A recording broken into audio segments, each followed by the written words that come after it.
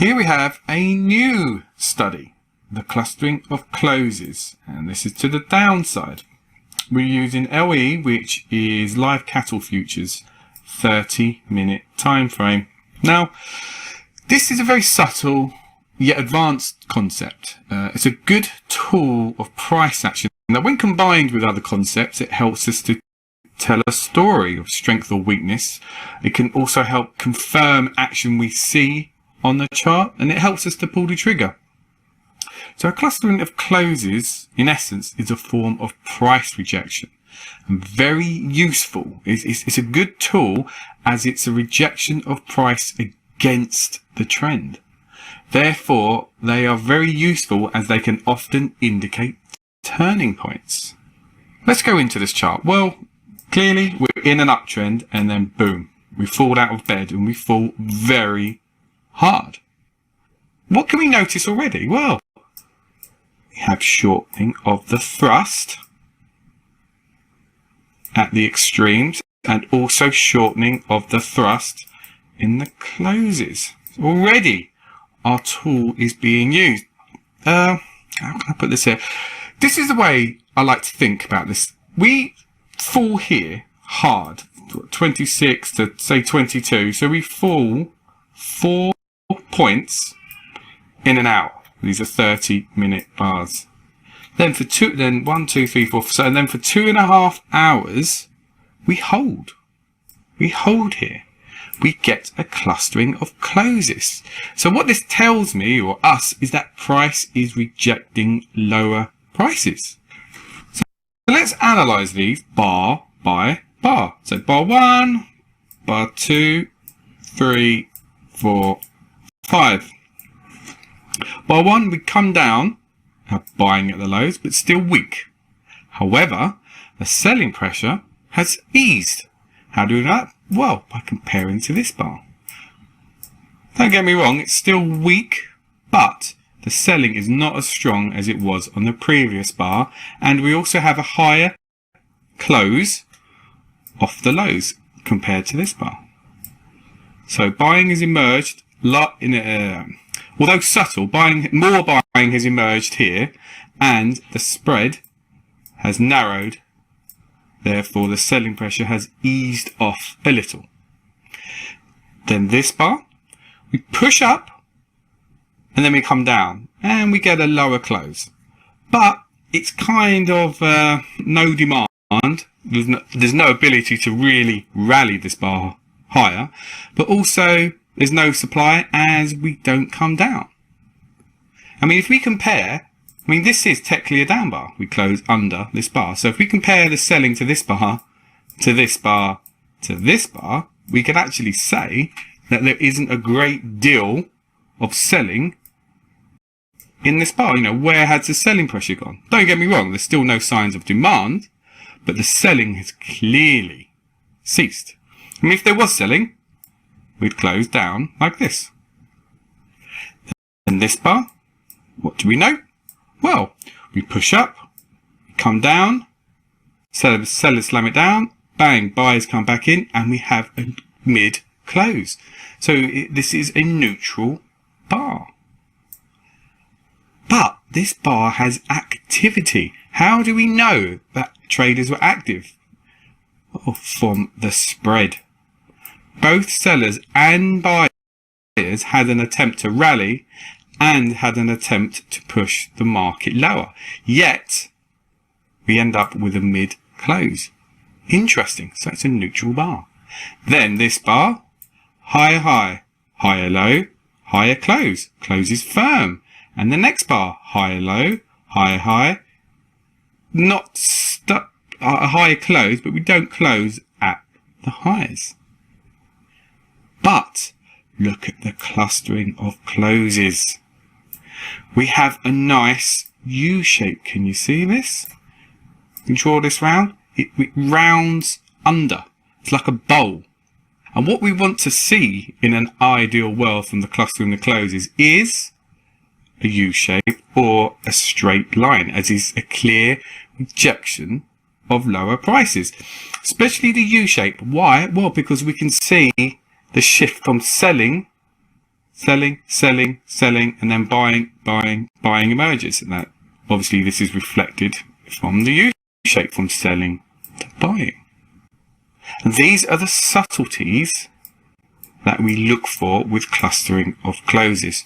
I mean, these bars here we would not include in our clustering of closes. They're too far apart from this action. And also this in itself is not a clustering of closes. We want them to be tight. We want price to be together. Okay, we don't want the closes too far apart. Also, here, why wouldn't this be clustering of closes? Well, because it's not at the end of a move or a trend that is long in the tooth. See, this clustering of closes occurs at the end of a move, or we'd want to see clustering of closes up here at the end of a trend that is long in the tooth. Okay, so does this action make sense? Well, let's find out and add structure. Yeah, yes, we are at support.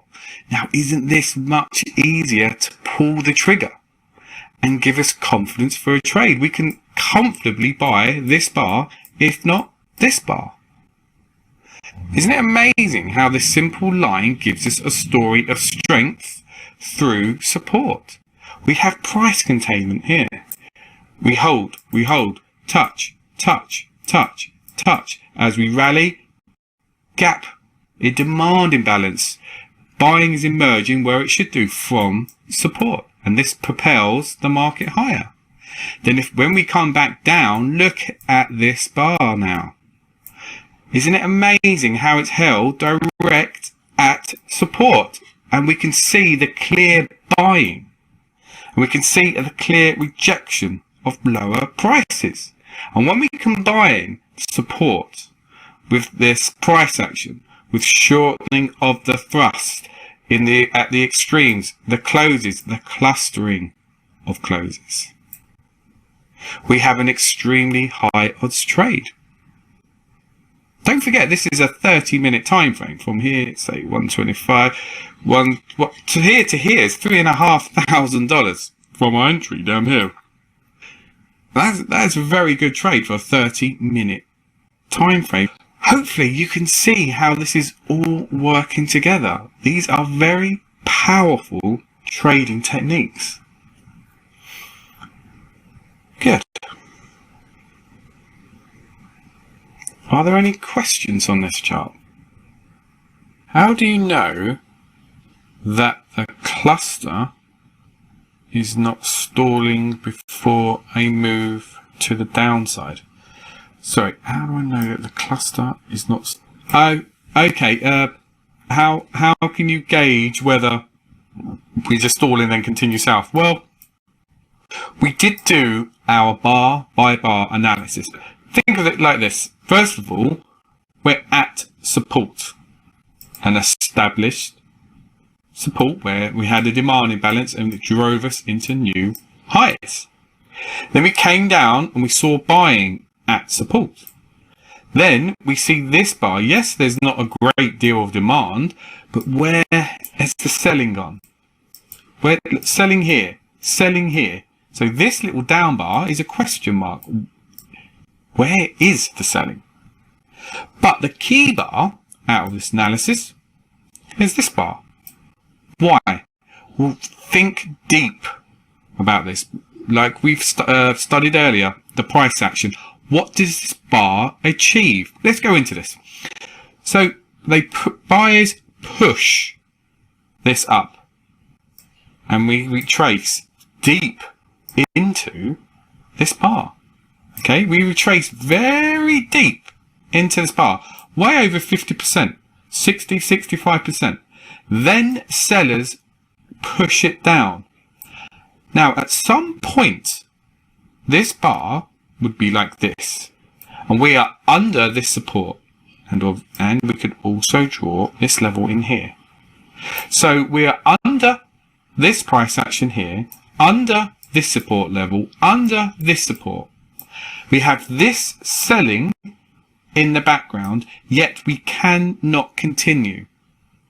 So buyers step in, drive it up, and we manage to close mid-bar. So buyers stepped in here and they stepped in here. But what's important about that is that sellers had an opportunity for lower prices here. We should, by all intents and purposes, look at this price action. When sellers have an opportunity and the market's weak, we should be coming down. Agreed? But this, we question supply.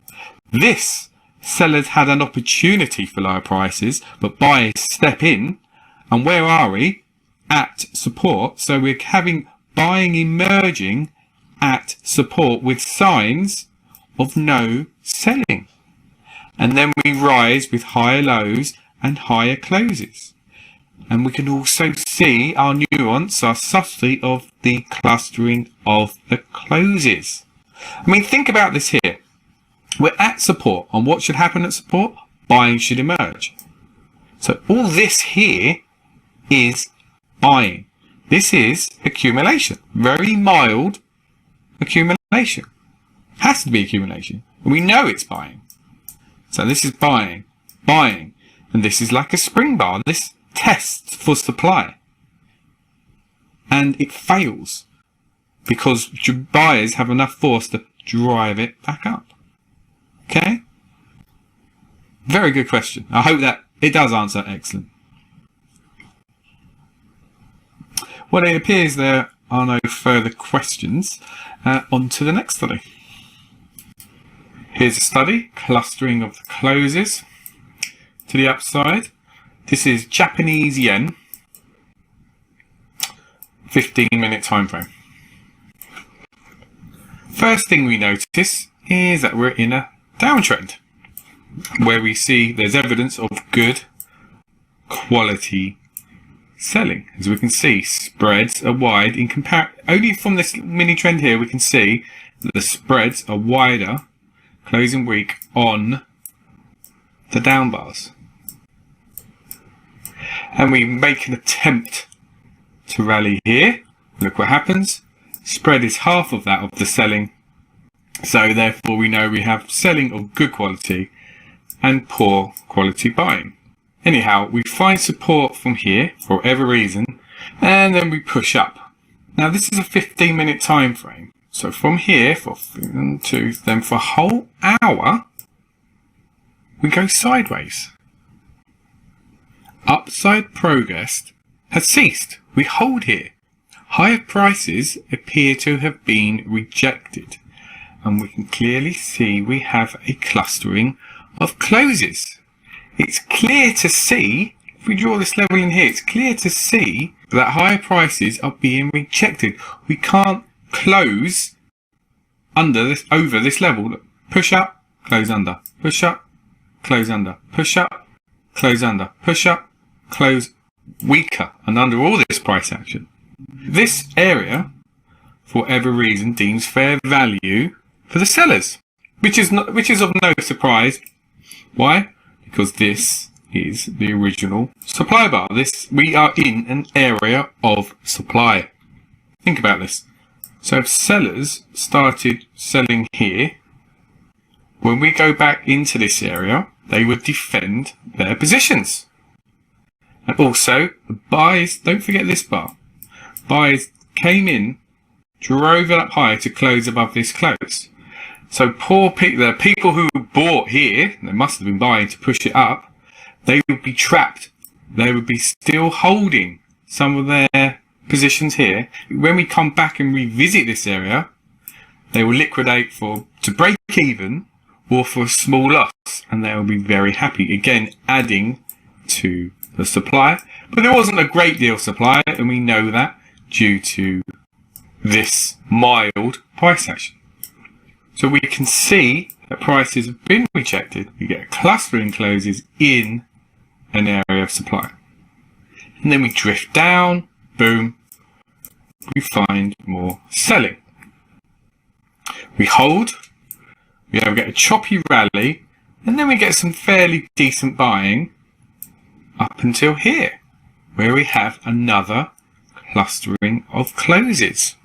Now, this cluster of closes is difficult to trade. Or is it? Let's add structure. Now, it all becomes apparent. We have a clustering of closes at resistance with clear price rejection, where we have had previous clustering in an area of supply. So we have a license to short this bar very comfortably. I mean, by itself, just these three clusters, without context, without structure, it becomes very hard to pull the trigger here. But we do. We note all the supply bars and the clustering and resistance, clear price rejections. And we have a story of weakness, so we can short here. Then we come down, we push up, and boom. Look at this bar. Beautiful bar. If we were short from here, and we have a tight stop, this bar stops us out, but we'd have to re-enter on this bar. Why? Well, because this technically is up thrusting this high, and this up thrusts this. So let's examine this bar in detail. What does it achieve? Well, we push up, we rally, break resistance, break these highs, and then we reverse down, back through support. We break under the clustering of closes. We break under these clustering of closes, and we close weak on the lows under all this price action. And how do we do it? With a wide spread down bar, closing weak. How do we know it's wide? Because look, it's double the size, 3 times the size, double the size, double the size, 1.5 times the size. So this is good quality selling at resistance with clear price rejection. We have to take this trade. Now, we don't have to wait for the close to enter. When we can see price break these highs and then reverse back through support, closing under here, we can fine tune our entry as we just break these cluster here. Odds favour, it's not going to push up, come down and push up again. It should just push up and then come back down. So we get a finer entry. We have less risk, which is fine by me. And then we come down, and then we have an attempt to rally, bang, bang. And then as we try to come up, as we come up into this area, what do we know? Close off the highs, close off the highs. Then look, this is an attempt to buy on this very narrow spread up bar. So where's the buying we've seen here, or here, or here? Can you see how this is all working together? It's very, very powerful trading techniques. And the clustering of closes is contextually correct. What do I mean by that? It's at the end. Don't forget, clustering of closes should be at the end of a trend that is long in the tooth, or at the end of a leg. So at the end of this move, clustering of closes. At the end of this move, clustering of closes. We wouldn't look for a cluster here, because this is in the middle of a trading range. That's incorrect. We wouldn't be looking for that. Okay? Excellent. Any questions for this chart? If short from second cluster or last rejection bar, where take profits? Okay, well, if you're short from here and just stops here, or say we're short from here or here, as we come down, I mean, when we know the nature of a trading range. So this is support, this is resistance, this is support. So this is our main target. But when we see this clear price rejection, odds favour us hitting this. because we rejected here, here, here, here. Last time we rejected. We tested. We came down. But we hold here for a while. So as we rally up, we notice selling, very weak buying. We come down, but we close off the lows. We come down. So as we come to here, I would take partial profits because we have the potential to hold a higher low here. So this will be the low. It has the potential. So we've held here, here, and here. But then as we can't rally and we see this bar, we would take, so we take partial profits here and then we take profits here. Now, if we have enough contracts on or enough shares and we see this bar, okay, now we're going into advanced trade management. When we see this bar coming, slamming down into support, yes, we will take partial profits at support, but we may want to keep some on. Why? Well, because we're not coming down weakly, are we? We're hammering straight down. So if we come down like this with very narrow spreads to support, which we now know that good selling not as good, selling, decreasing. Okay, now there's no selling on this bar and now we're at support. What are the odds of support holding with a lack of selling pressure, which we can see decrease? Odds favour it will hold. But if we come down in one swoop, like we see this bar here, odds favour, we wouldn't say odds favour a break. It's highly likely we will penetrate support in one way or another. We can easily reverse and come back, but it's worth holding a few contracts, a few shares. So take partial profits and we hold them. And if we do close back above, we just simply exit. But yet here we can see we close under and then we try to rally back up and then we come down. Good question. Any other questions before we move on? Here we have the NQ, which is the Nasdaq futures on a 10-minute time frame. This is just a little study to highlight what isn't a cluster of closes, as it can be a little tricky to identify. However, after time and spotting action for yourselves, it becomes second nature in no time. So why isn't this a cluster of closes? Well, the closes aren't in line. We don't have a nice rounding under U-shape. And there's no clear price rejection here. Look, we have buying here, selling here, selling here, selling here, buying here, selling here. Yes, overall this looks negative, but it's not clear. This is not a clustering of closes. Price, we can draw a line through price and we can see it's very choppy, but it is not a clustering of closes. However, we do have shortening of the thrust here, from the highs as seen from here, across here, and here. Each thrust up is making less and less progress. And what's good about this shortening of the thrust here is that we are in an established old uptrend. This is a 10-minute time frame and we've been in the trend since 10 a.m. for 7 hours. Suffice to say, this is a trend long in the tooth. And when we see shortening of the thrust, we're looking for reasons to go short. Think about this logically. We push up, good price action, push up, good price action, push up, good price action, push up, good price action, then boom. We find some negativity. That's good selling here.